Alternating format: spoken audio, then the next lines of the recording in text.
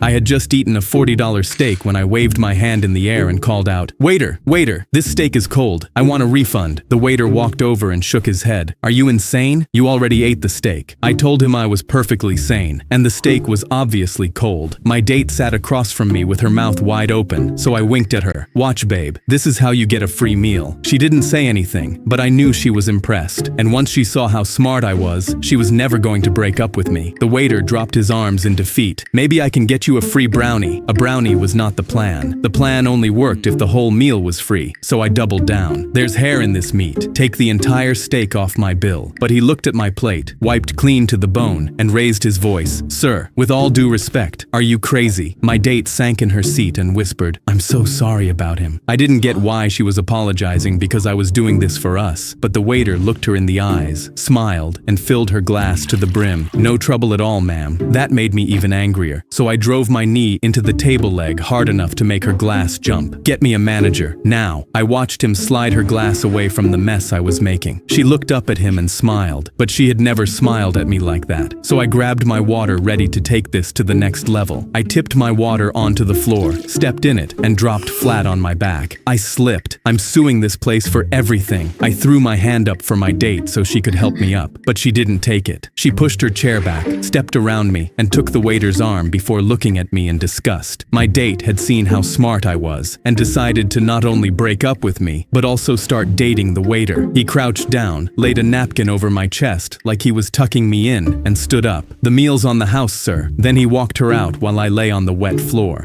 I had just eaten a $40 steak when I waved my hand in the air and I was playing cards with other gang members when my phone lit up with a text. "We'll be there in 10 minutes to arrest everyone." I looked back at my cards and kept playing so no one would realize that I was actually a police officer. Marco slid a beer across the table and grinned. "After this run, we're done, brother. We'll open a car shop together and go clean." My stomach dropped through the floor because Marco was young and the only good one in that crew who hadn't hurt anyone. But in 10 minutes he was going to be face down, getting arrested with the rest of them. I needed him to leave before the police got here, so I put a hand on his shoulder. "You look wrecked, Marco. Go home and I'll cover your share." But Marco laughed and waved me off. "I'm good, but I can cover your share if you're tired." I saw the clock was already down to 7 minutes, and I was running out of time, so I stood up and jerked my thumb at the exit. "Marco, help me grab something from my car real quick." Marco nodded and stood up, and I sighed because he'd be safe, but the boss's voice cut across the warehouse. "Marco, come grab the crates." I stepped in to stop him but caught myself, because if I acted suspicious here, the entire operation would fail,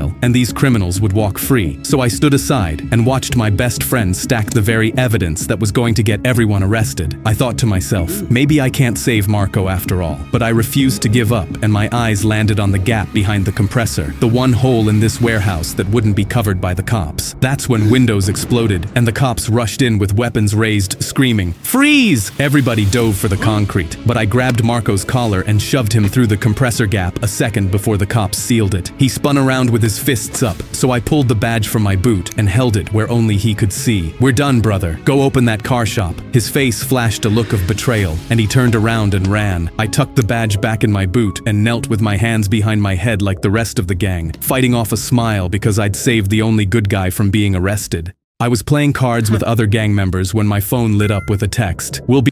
My buddy Cole pulled his aircraft right next to mine, grinned at me through the glass, and pointed at the enemy territory. "I'll race you to the end of the mountains." I grinned at him through the glass. "The first one to make it buys the other a beer back home." He slammed his engine to full power, and we started chasing each other like idiots. We came around a cloud side by side, laughing, and flew straight at 2 enemy planes. The laugh died in my throat. My thumb went to the trigger and my whole body locked up, but neither of them shot at us. I watched carefully as they turned again and turned back to their own side. I watched them get smaller and smaller until they became just another plane I was supposed to shoot down. But Cole's voice came over the radio and interrupted my pattern of thought. "Race back to base?" I pushed the throttle forward. "Winner takes all, and the loser has to buy the winner 2 beers back home." My buddy Cole